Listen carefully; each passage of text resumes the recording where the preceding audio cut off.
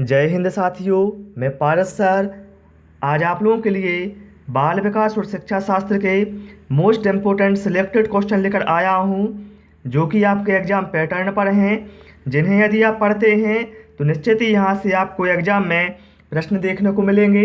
इसलिए आप लोग इस वीडियो को कंप्लीट देखें और कितना स्कोर आप करते हैं वो भी हमें कमेंट करके बताएं। तो पहला क्वेश्चन है, 8 वर्ष के सुधीर की मानसिक आयु 10 वर्ष है, उसकी बुद्धि लब्धि कितनी है? 80, 100, 110 या फिर 125। और इस टाइप का जो क्वेश्चन है वो हर बार एग्जाम में आता है। आप लोग इसको सॉल्व करना सीख लो, कैसा ही क्वेश्चन आ जाए आप उसे अवश्य कर लेंगे। देखिए क्या है, आपको एक सिंपल फार्मूला ध्यान रखना है। बुद्धि लब्धि बराबर होता है मानसिक आयु अपॉन में होता है वास्तविक आयु और इंटू 100। ये कभी कभी एग्जाम में सीधा फार्मूला भी पूछा जाता है। ध्यान रखना, बुद्धि लब्धि बराबर मानसिक आयु भागित वास्तविक आयु इंटू 100। अब इसमें हम वैल्यू रख देंगे। क्या था? मानसिक आयु। मानसिक आयु कितनी है? 10 वर्ष है। भागे में क्या था? वास्तविक आयु। वास्तविक आयु कितनी है उसकी? 8 वर्ष है इंटू 100। अब क्या होगा साथियों? 10 गुणे 100 हो जाएगा 1000 और भागित 8। 1000 में जब हम 8 से भाग देंगे तो हमें मिलेगा 125। तो यही अपना राइट आंसर हो जाएगा। आप लोग फार्मूले को ध्यान रखना, कैसा ही क्वेश्चन आ जाए आप उसे कर देंगे। प्रश्न क्रमांक 2 पर आते हैं। संवेग का कौन सा सिद्धांत इस विचार को मानता है कि संवेगात्मक अनुभव संवेगात्मक व्यवहार पर आधारित हैं?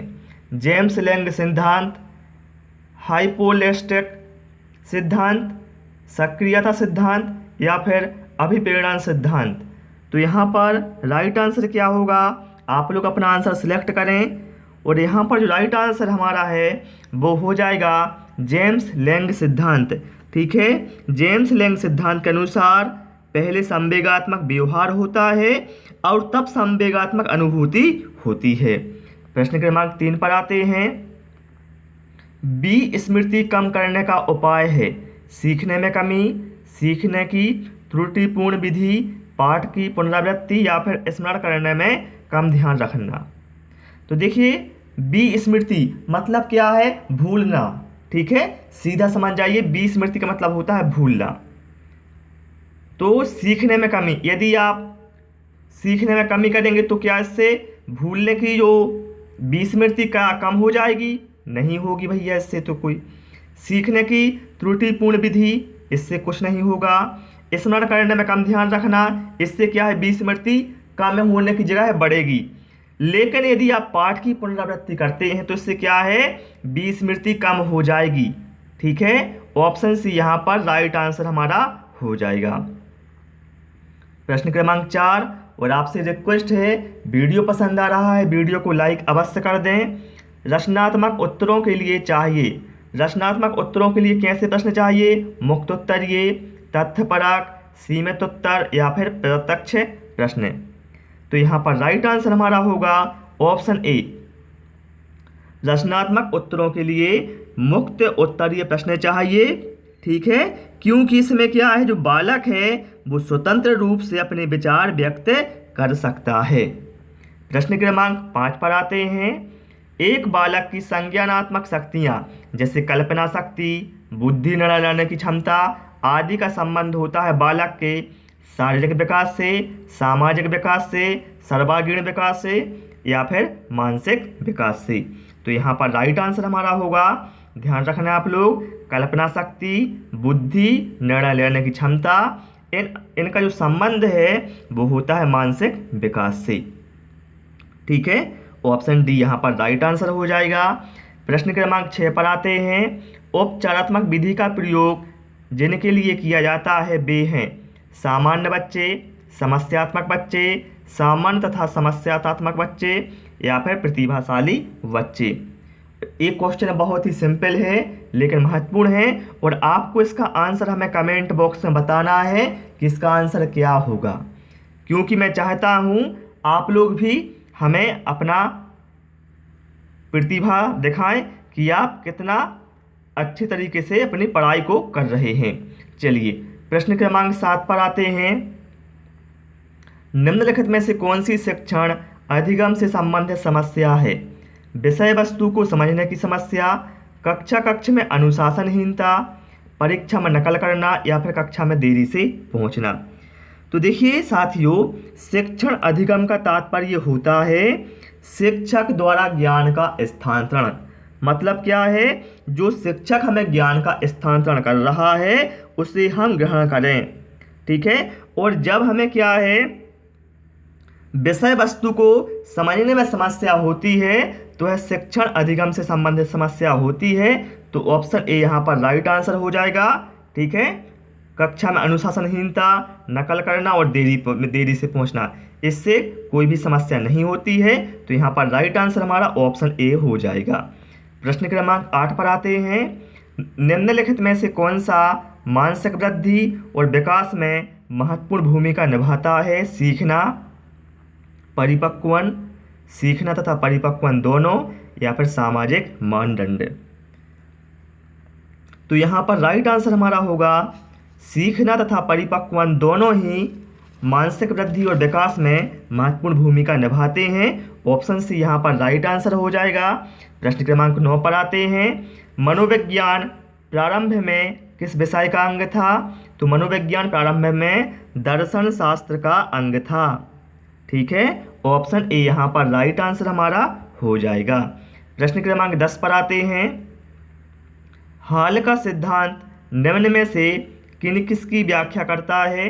बुद्धि की प्रकृति, अधिगम में अभिप्रेरणा की भूमिका, मूल्यों का विकास या फिर किशोरों का मनोविज्ञान।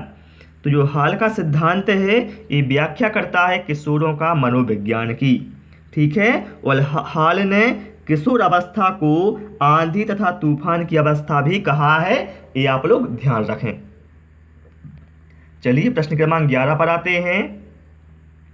मानव व्यक्तित्व के मनोलैंगिक विकास को निम्न में से किसने महत्व दिया था? कमेनियस, हॉल, हांगलवर्थ या फिर फ्राइड। मनोलैंगिक विकास, तो देखिए मनोलैंगिक विकास को महत्व दिया था सिगमंड फ्राइड ने। ऑप्शन डी यहाँ पर राइट आंसर हो जाएगा। और आप लोग ध्यान रखना, एड, ईगो और सुपर ईगो की जो अवधारणा है वो भी फ्राइड ने दी थी। ठीक है। प्रश्न क्रमांक 12 पर आते हैं। गेस्टाल्ट मनोविज्ञान की आधारशिला किसने रखी थी? बताएं आप लोग यहाँ पर राइट आंसर क्या होगा। तो देखिए साथियों, गेस्टाल्ट मनोविज्ञान की आधारशिला 4 जर्मन मनोवैज्ञानिक मैक्स बर्थिमर, वोल्फगैंग कोहलर, ठीक है, कोर्टकोफ्फा और लेवेन ने रखी थी। किसने? मैक्स बर्थिमर, वोल्फगैंग कोहलर, कोर्टकोफ्फा और लेवेन ने रखी थी गेस्टाल्ट मनोविज्ञान की आधारशिला। तो यहाँ पर ऑप्शन बी में क्या है? मैक्स बर्थिमर। ये बिल्कुल यहाँ पर राइट आंसर हमारा हो जाएगा। प्रश्न क्रमांक 13 पर आते हैं। संघनन सिद्धांत निम्न में से किससे संबंधित है? तो संघनन सिद्धांत अधिगम, अभिप्रेरणा, स्मृति या फिर सृजनात्मक। बताएं यहाँ पर राइट आंसर क्या होगा। तो यहाँ पर राइट आंसर हमारा होगा ऑप्शन सी, संघनन सिद्धांत संबंधित है स्मृति से। ऑप्शन सी यहाँ पर राइट आंसर हो जाएगा। प्रश्न क्रमांक 14 पर आते हैं। किसी इच्छा या आवश्यकता में रुकावट पड़ने पर उससे उत्पन्न होने वाला शारीरिक तनाव क्या कहलाता है? तो भैया वो कहलाता है कुंठा। क्या कहलाता है? कुंठा। ऑप्शन बी यहाँ पर राइट आंसर हो जाएगा। प्रश्न क्रमांक 15। व्यवहारिक क्षमताओं में वह सापेक्ष स्थायी परिवर्तन जो कि प्रचलित अभ्यास का परिणाम होता है उसे क्या कहते हैं? अधिगम, अभिप्रेरणा, अभिवृत्ति या फिर अभिक्षमता। तो देखिए व्यवहारिक क्षमताओं में स्थायी परिवर्तन जो प्रचलित अभ्यास का परिणाम होता है उसे कहा जाता है अधिगम या फिर सीखना। ऑप्शन ए यहाँ पर राइट आंसर हमारा हो जाएगा। तो साथियों, आज इस क्लास में हमने 15 महत्वपूर्ण क्वेश्चन बाल विकास और शिक्षा शास्त्र के पढ़ लिए हैं। आपको क्लास कैसी लगी हमें कमेंट करके अवश्य बताएं, और क्लास पसंद आई हो तो रिक्वेस्ट है आप सभी से वीडियो को लाइक करें, दोस्तों के साथ शेयर करें और यदि आप नए हैं तो चैनल को भी सब्सक्राइब कर लें। Thanks for watching this video.